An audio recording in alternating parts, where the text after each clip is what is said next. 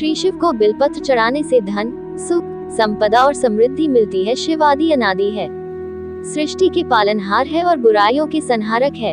शिव की महिमा का गुणगान शब्दों में नहीं किया जा सकता है। शिव आदि अनादि है, सृष्टि के पालनहार है और बुराइयों के संहारक है। शिव की महिमा का गुणगान शब्दों में नहीं किया जा सकता है। सावन का मास जैसे शिव को समर्पित रहता है, वैसे ही महाशिवरात्रि पर्व शिव उत्सव के रूप में मनाया जाता है। मान्यता है कि शिवरात्रि पर व्रत उपवास करने से भक्तों की सभी मनोकामना पूरी होती है। महाशिवरात्रि की एक ऐसी ही फलदायी कथा का वर्णन किया जा रहा है। इस कथा के अनुसार एक बार पार्वती जी ने भगवान शिवशंकर से पूछा, ऐसा कौन सा श्रेष्ठ तथा सरल व्रत पूजन है जिससे मृत्युलोक के प्राणी आपकी कृपा सहज ही प्राप्त कर सकते हैं। उत्तर में भोलेनाथ ने शिवरात्रि के व्रत का विधान बताकर यह कथा सुनाई। इसके अनुसार एक बार चित्रभानु नामक एक शिकारी था। पशुओं की हत्या करके वह अपने कुटुंब को पालता था। वह एक साहूकार का ऋणी था, लेकिन ऋण समय पर न चुका सकने पर क्रोधित साहूकार ने उसको शिवमठ में बंदी बना लिया। संयोग से उस दिन शिवरात्रि थी। बंदी रहते हुए शिकारी मठ में शिव संबंधी धार्मिक बातें सुनता रहा। वहीं उसने शिवरात्रि व्रत की कथा भी सुनी। संध्या होने पर साहूकार ने उसे बुलाया और ऋण चुकाने के लिए पूछा तो शिकारी अगले दिन सारा ऋण लौटा देने का वचन दिया। साहूकार ने उसकी बात मान ली और उसे छोड़ दिया। अगले दिन शिकारी जंगल में शिकार के लिए निकला, लेकिन दिन भर बंदी गृह में रहने के कारण भूख प्यास से व्याकुल था। शिकार करने के लिए गया और एक तालाब के किनारे बेल वृक्ष पर मचान बनाने लगा। उस बेल वृक्ष के नीचे शिवलिंग था जो बिल्व पत्रों से ढका हुआ था। शिकारी को उसका पता न चला। भूख और प्यास से थका वो उसी मचान पर बैठ गया। मचान बनाते समय उसने जो टहनियां तोड़ी वे संयोग से शिवलिंग पर गिरी। इस प्रकार दिन भर भूखे प्यासे शिकारी का व्रत भी हो गया और शिवलिंग पर बेलपत्र भी चढ़ गए। एक पहर रात्रि बीत जाने पर एक गर्भिणी मृगी तालाब पर पानी पीने पहुंची। शिकारी ने धनुष पर तीर चढ़ाकर ज्यों ही प्रत्यंचा खींची, मृगी बोली, मैं गर्भिणी हूँ, शीघ्र ही प्रसव करूंगी। तुम एक साथ दो जीवों की हत्या करोगे, जो ठीक नहीं है।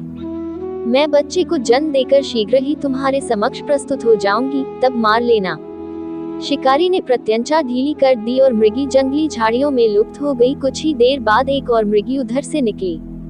शिकारी की प्रसन्नता का ठिकाना न रहा। समीप आने पर उसने धनुष पर बाण चढ़ाया।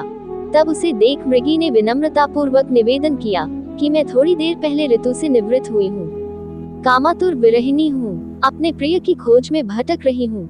मैं अपने पति से मिलकर शीघ्र ही तुम्हारे पास आ जाऊंगी। शिकारी ने उसे भी जाने दिया।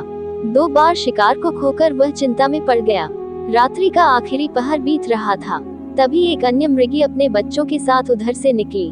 शिकारी धनुष पर तीर चढ़ाकर छोड़ने ही वाला था कि मृगी बोली, मैं इन बच्चों को इनके पिता के हवाले करके लौट आऊंगी। इस समय मुझे मत मारो। शिकारी हंसा और बोला, सामने आए शिकार को छोड़ दूं, मैं ऐसा मूर्ख नहीं। इससे पहले मैं 2 बार अपना शिकार खो चुका हूँ। मेरे बच्चे भूख प्यास से तड़प रहे होंगे। उत्तर में मृगी ने फिर कहा, जैसे तुम्हें अपने बच्चों की ममता सता रही है, ठीक वैसे ही मुझे भी इनकी फिक्र है। इसलिए सिर्फ बच्चों के नाम पर मैं थोड़ी देर के लिए जीवनदान मांग रही हूँ। मेरा विश्वास करो, मैं इन्हें इनके पिता के पास छोड़कर तुरंत लौटने की प्रतिज्ञा करती हूँ। मृगी का दीन स्वर सुनकर शिकारी को उस पर दया आ गई। उसने उस मृगी को भी जाने दिया। शिकार के अभाव में बेल वृक्ष पर बैठा शिकारी बेलपत्र तोड़ तोड़कर नीचे फेंकता जा रहा था। पौ फटने को हुई तो एक हृष्ट पुष्ट मृग उसी रास्ते पर आया।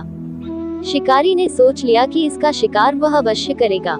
शिकारी की तनी प्रत्यंचा देखकर मृग विनीत स्वर में बोला, भाई, यदि तुमने मुझसे पूर्व आने वाली 3 मृगियों तथा छोटे छोटे बच्चों को मार डाला है तो मुझे भी मारने में विलंब न करो, ताकि मुझे उनके वियोग में एक क्षण भी दुख न सहना पड़े।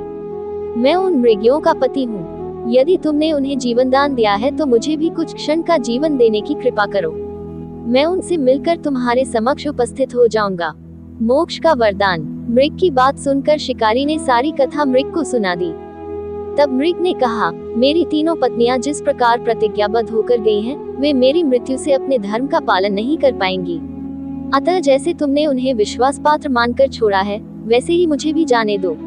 मैं उन सबके साथ तुम्हारे सामने शीघ्र ही उपस्थित होता हूँ। उपवास, रात्रि जागरण तथा शिवलिंग पर बेलपत्र चढ़ने से शिकारी का हिंसक हृदय निर्मल हो गया था।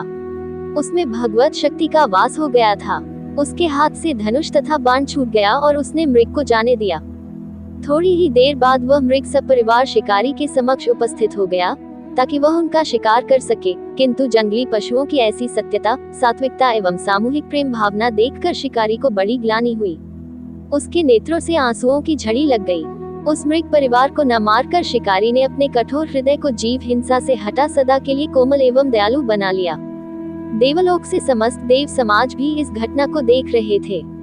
उन्होंने इस शिकारी तथा मृग परिवार मोक्ष का वरदान दिया। हर हर महादेव जरूर लिख देना। आप हमेशा खुश रहे। भगवान शिव आपके परिवार को हमेशा खुश रखे।